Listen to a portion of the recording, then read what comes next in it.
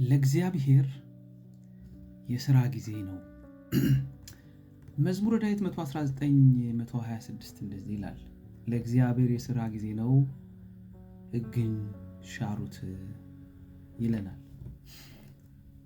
ይሄ መዝሙረ ዳዊት 119 ጸሐፊው በውል አይታወቅም።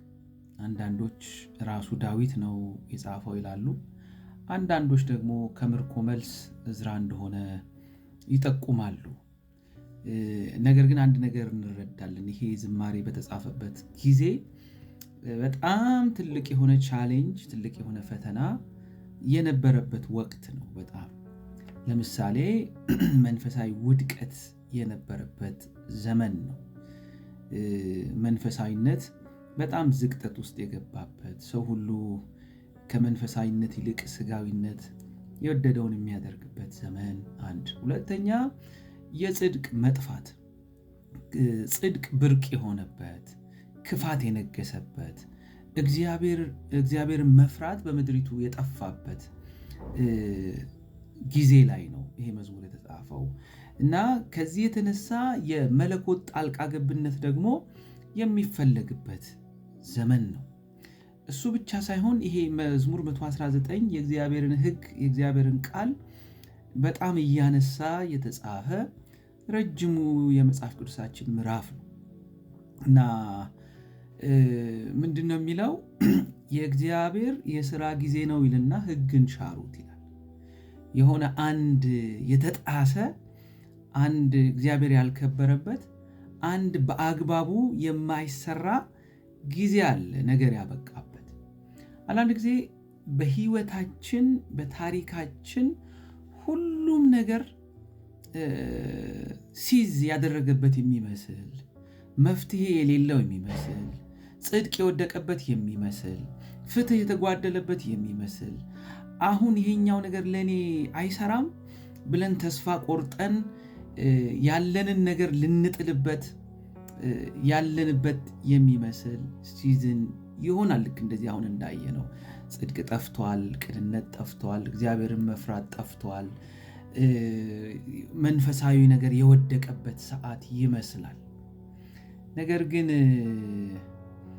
የሰው ክፋት ጣሪያ ቢነካም፣ ፍትህ ቢጓደልም፣ ለኛ ማይመስል በቃ ተስፋ ቆርጠን በር ዘግተን ልንሄድበት ያለው ነገር ቢመስልም አንድ ተስፋ ግን ይሄ ዘማሪ ይነግረናል። ምን ይለናል? እግዚአብሔር ወይም ደግሞ ለእግዚአብሔር የሥራ ጊዜ ነው ይለናል። ምን ማለት ነው ይሄ ካላችሁኝ፣ አንድ ቁልፍ ነገር ልንገራችሁ። ሰው ሲጨርስ እግዚአብሔር ይጀምራል። እኛ በቃ ስንል እግዚአብሔር አልበቃም ይላል። እኛ ተስፋ ስንቆርጥ እግዚአብሔር ተስፋችንን ይቀጥላል። አንድ ነገር ልንገራችሁ፣ እግዚአብሔር በሥራ ላይ ነው። እግዚአብሔር ስለ እናንተ እየሰራ ነው። ይሄ አሁን ሕግ የተላለፉበት፣ አሁን ነገር አበቃ ያለበት፣ አሁን ጽድቅ የተጓደለበት፣ አሁን ፍትህ የጠፋበት፣ አሁን የኛ ነገር በቃ ባልንበት፣ እኛ በጨረስንበት ሰዓት ላይ የእግዚአብሔር የሥራ ጊዜ ነው። አሜን አሜን። ለምሳሌ ማርታና ማርያም አልዓዛር ከታመመበት እንዲነሳ ብዙ ጥረት አድርገዋል። ኢየሱስ እንደሚመጣ ብዙ ጮኸዋል። እነሱ ጨረሱ፣ እነሱ ቀበሩት፣ እርማቸውን አወጡ። ግን ለኢየሱስ የሥራ ጊዜ ነበር። እንሂድና አልዓዛርን ቀስቅሰው ብሎ መጣ። እነሱ ሞቷል ያሉትን ነገር እንደ ቀላል ነገር ከእንቅልፍ እናስነሳው ብሎ መጣ ኢየሱስ። ለእግዚአብሔር የሥራ ጊዜ ነው። እኛ ስንጨርስ ሰማይ ይጀምራል።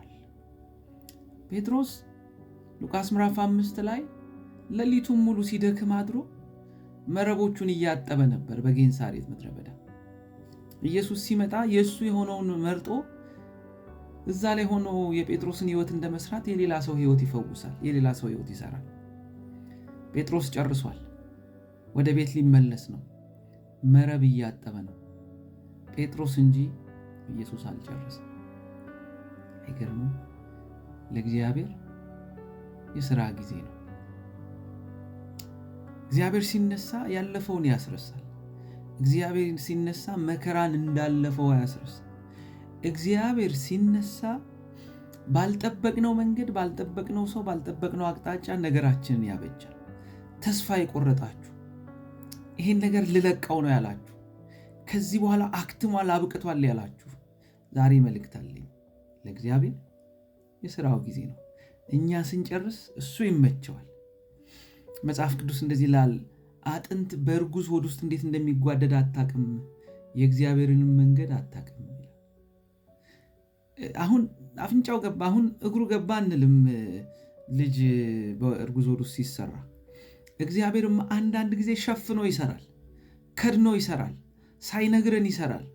የምናቀው ፐዝሉ ተገጣጥሞ ሲያልቅ ሲጨርሰው ነውና አንድ ነገር ልንገራችሁ፣ ባይገባንም ባንረዳውም እኛ ተስፋ ቆርጠን ጥለን ልንሄድ ብንነሳ እግዚአብሔር ግን ስለኛ እየሰራ ነው፣ ስለኛ እየተሟገተ እና ካላችሁኝ ዶንት ጊቭ አፕ፣ ተስፋ አትቁረጡ። ዓለም ምንጊዜም ክፉ ናት። ከሌሎች ከዓለም ነገ ተቀይሮ መልካም ትሆናለች ብላችሁ አትጠብቁ። ይልቁንም በጸሎት ወደፊት ቀጥሉ፣ በእምነት ወደፊት ቀጥሉ። ሌላ እስካላችሁኝ ትዕግስት ይኖራችሁ።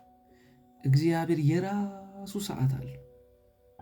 እነንትና ቤት አመስግናችኋል፣ እነንትና ቤት ሄዳችሁ ነገር ተጠርታችሁ እግዚአብሔር ይባረክ አደረገላቸው ብላችኋል። ከዛ ስትወጡ እናንተ ቤት ገብታችሁ ደግሞ አዝናችኋል፣ የኔስ ነገር አትሰራም ወይ ብላችሁ። አሁን የእናንተ ሰዓት ነው። አሁን የእናንተ ጊዜ ነው። አሁን የኔ ጊዜ ነው።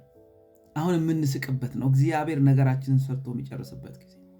ዛሬ ምን አለን እግዚአብሔር ካላችሁኝ፣ ዛሬ የእግዚአብሔር የሥራው ጊዜ ነው። ነገራችንን ሰርቶ ጨርሶ ለኛ የሚያሳይበት፣ የሚገልጥበት፣ ተሰውሮ የነበረው ነገር የሚገለጥበት የእግዚአብሔር የሥራ ጊዜ ነው። ስለዚህ እግዚአብሔር ነገራችሁን እየሰራው ነውና ደስ ይበላችሁ። ከሰማችሁኝ የእግዚአብሔር የሥራ ጊዜ ነው ብላችሁ ጻፉ። ተባረኩ፣ ተከናወኑ።